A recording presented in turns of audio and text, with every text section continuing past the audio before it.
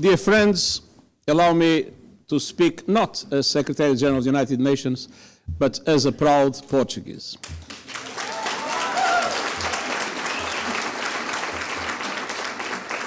And I must tell you that the more I go around the world, and as you can imagine, as High Commissioner for Refugees, I really went around the world.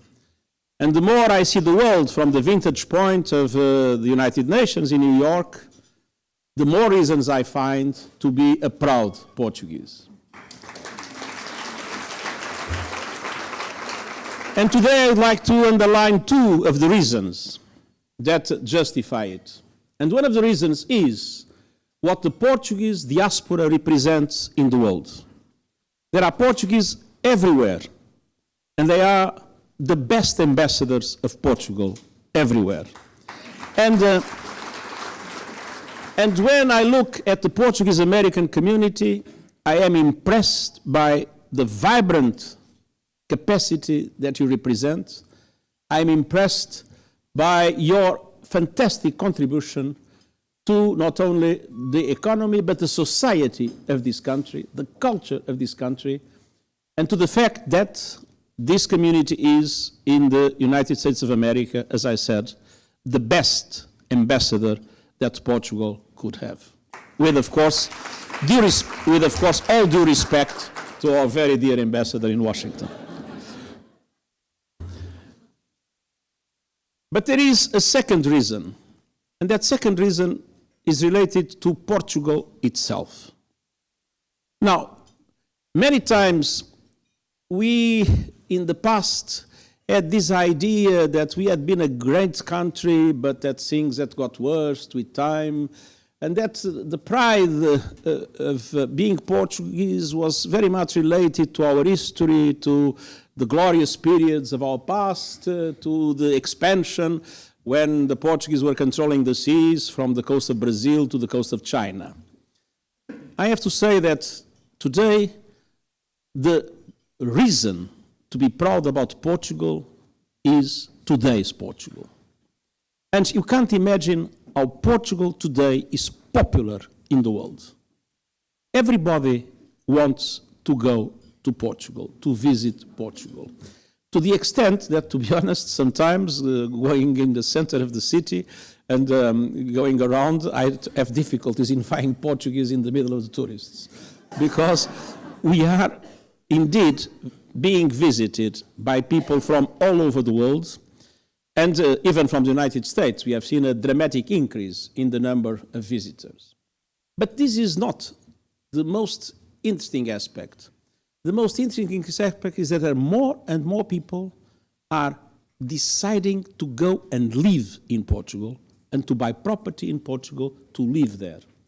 And not only retirees, because of the good weather or because of the good health services that we have. No, more and more young people from all over the world, young entrepreneurs with startups to be launched, choose Portugal because also of the fact that today we are a modern country with excellent infrastructure and infrastructure, and we are, above all, an extremely welcoming country with fantastic and friendly people. And everybody that goes to Portugal loves Portugal and loves the Portuguese people. And this is something that makes me be very, very proud about my country today. But there are other reasons even more important. We, in Portugal, and I am here with a Portuguese-American community. This community is the product of migration. By the way, the United States of America as a country is the product of migration. Migration is a good thing, if not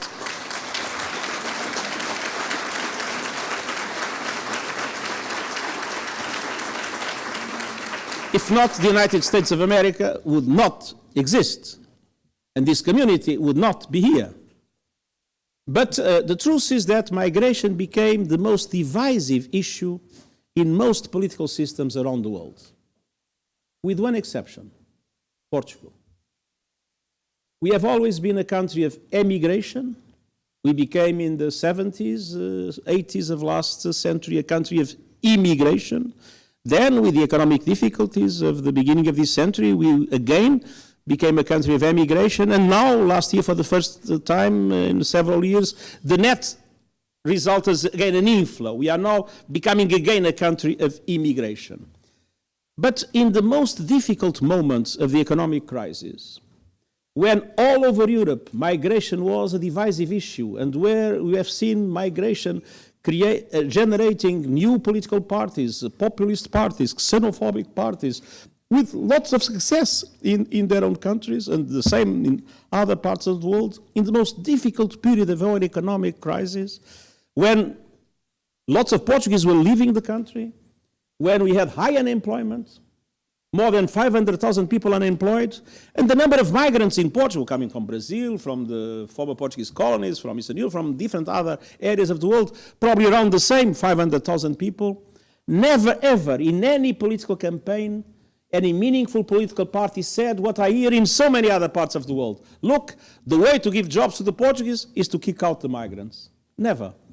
In Portugal, never a campaign against migration has managed to put anyone in parliament.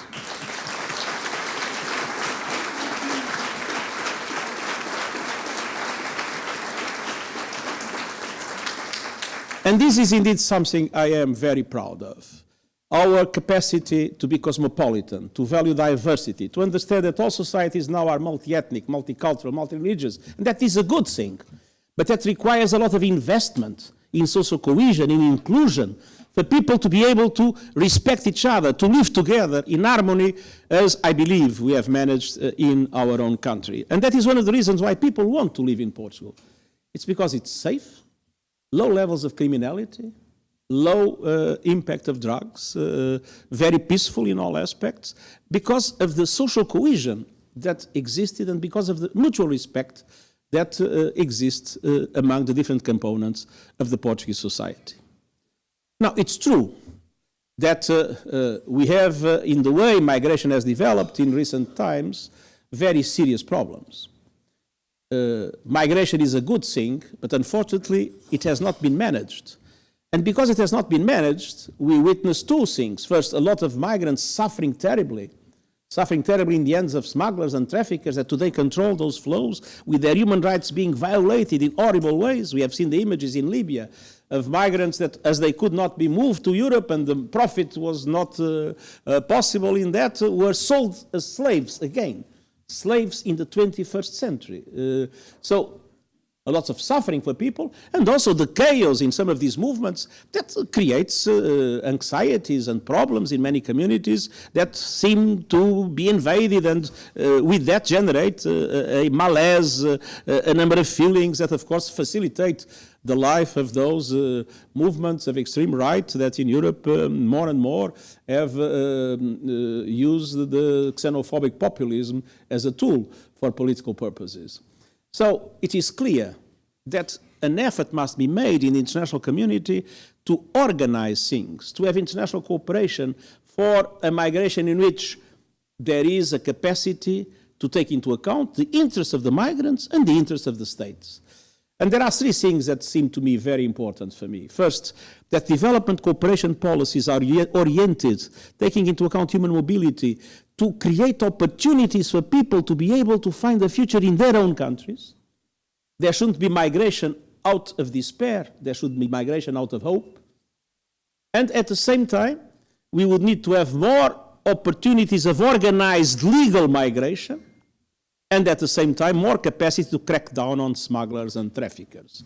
Unfortunately, we see much more efficiency in arresting drug traffickers than in arresting traffickers of human beings. And this is something that, of course, needs to be thought of, because we need to have a much stronger international cooperation in the ways we crack down on those horrible criminals that make enormous fortunes with the suffering of so many human beings.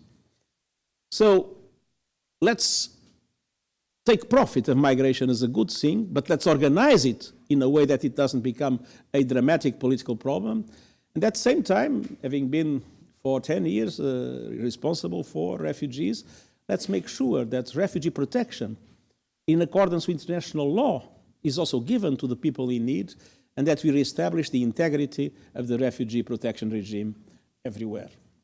Now, what for me is extremely important when I am with a community like this is to feel that those values of the Enlightenment that are probably the best contribution of both the United States and Europe to our modern civilization, the values related to the primacy of reason, the values related to tolerance, that those values that we are proud of are deeply rooted in the Portuguese-American community here in the United States. And I'm also extremely happy to see that this community has evolved in an extremely positive way. My first visit to the US was 40-something years ago.